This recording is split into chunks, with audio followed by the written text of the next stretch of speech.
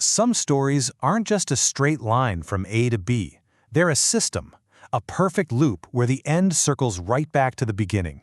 And today, we're going to dive into one of the most powerful loops in music history, the story of N.W.A. See, to really get N.W.A, you have to look past the iconic albums, past all the controversy. We need to see the machine that built them, and in turn, the machine that they built. It's this incredible story of self-creation and, yeah, ultimately, self-consumption. And the key to understanding this whole thing is this ancient symbol, the Ouroboros. You've probably seen it, the serpent eating its own tail. It's the perfect metaphor for a closed system that literally feeds on itself to survive, to grow, and eventually to just implode. It's creation and destruction all in one endless cycle. So that brings us to the big question we're asking today. What if N.W.A wasn't just a rap group? What if they were a flawless cultural Ouroboros, a system that took the violence and pressure of its environment and turned it into the very fuel for its own explosive, world-changing existence?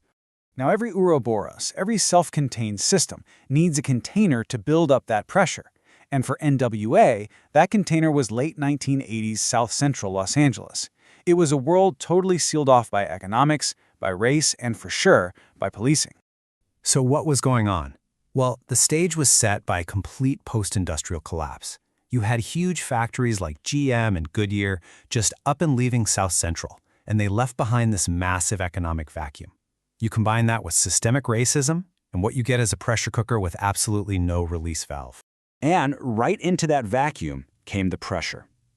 LAPD Chief Daryl Gates launched something called Operation Hammer, which was basically a campaign that criminalized an entire generation of young black men. The scale of it was just staggering.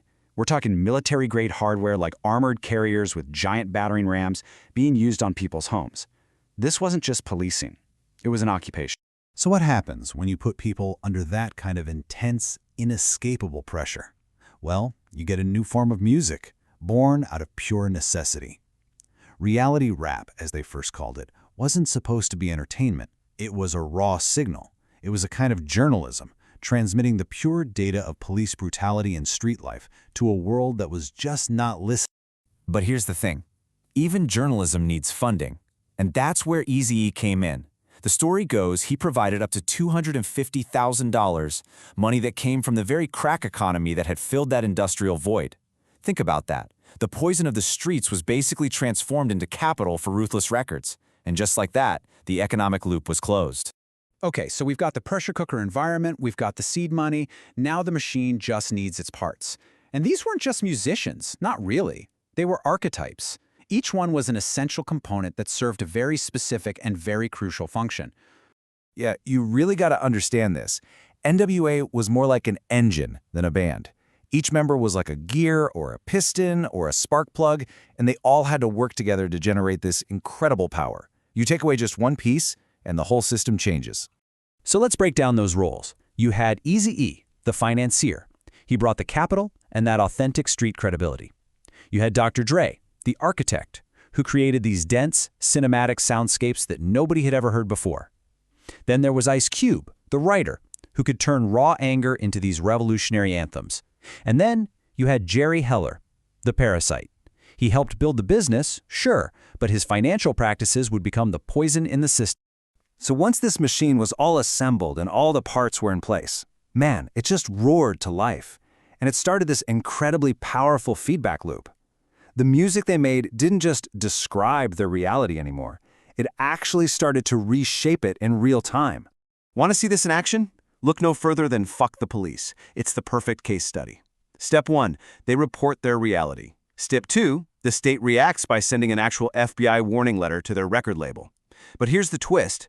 That letter, which was supposed to suppress them, did the exact opposite. It validated them. It proved they were a genuine threat, and it turned them into cultural outlaws. That outlaw status fueled an absolute explosion in fame, which of course just incentivized them to create more controversy. The loop didn't just repeat, it got stronger and stronger. And here's the crazy thing about this feedback loop. It feeds on myth, way more than it feeds on reality. The story of their concert in Detroit is a classic example. The myth, which got immortalized in the movie, is this dramatic onstage arrest that sparks a riot. The reality? Well, the police warned them, they performed the song anyway, went back to their hotel, and got ticketed. no riot. But the myth, the myth was so much more valuable to the feedback loop. It sold more records and cemented their image as these rebels fighting the power. But here is the fatal flaw of the Ouroboros, right? It's right there in the symbol. By its very nature, it has to eat itself. The very contradictions that gave N.W.A. all its power were also the poison pills that guaranteed its own destruction. And you can see this self-destruction brewing in these two huge paradoxes at the heart of the group. First, were they journalists or were they gangsters? I mean, they claimed to be reporting on street life while also marketing themselves as active participants in it. And second, there was the paradox of authenticity. Their whole brand was about keeping it real, but their image was meticulously crafted. Most famously, they totally erased Dr. Dre's past in that flashy, sequined electro-hop group, the world-class Wreckin' Crew, because it just didn't fit the new hardcore image. So all this tension, what finally makes it blow? Money, of course. It all came down to this one number, around $32,000. That's what Ice Cube, the group's main writer, supposedly got paid for his work on a multi-platinum album that generated millions. This wasn't just an artistic squabble, it was a complete breakdown of the system's internal logic. And that injustice, that sense of betrayal, it led to what is maybe the most brutal, most vicious diss track in history, No Vaseline. With this one line, Ice Cube took the system's own weapons and turned them right back on itself. He completely ripped away the gangster myth to expose what was, at its core, a simple, ugly business dispute, targeting manager Jerry Heller and just shattering the group's united front.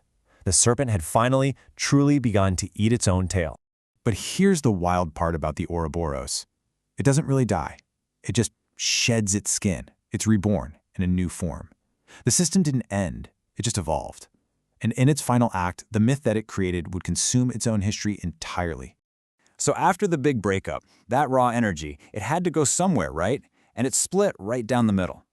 Dr. Dre took that creative force to Death Row Records, and he polished it into G-Funk, this smoother, more melodic sound that was ready for the global mainstream.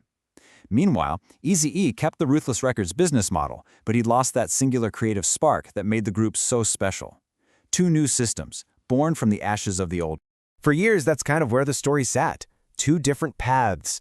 But then, decades later, in 2015, with the release of the biopic Straight Outta Compton, the Ouroboros performed its final act. It consumed itself completely. And this is it. This is the moment the serpent finally swallows its own tail. The film took the messy, contradictory, often ugly history and just streamlined it. It turned it into a clean, heroic myth. All the inconvenient truths, like Dr. Dre's history of violence against women, or the foundational role of an early member like Arabian Prince, they were just erased. The simulation became the new truth. So, in the end, the serpent consumed its own body, leaving behind only this powerful, perfect myth. Which leaves us with a pretty big question, right? When the myth is that good, does the messy reality it replaced even stand a chance of being remembered?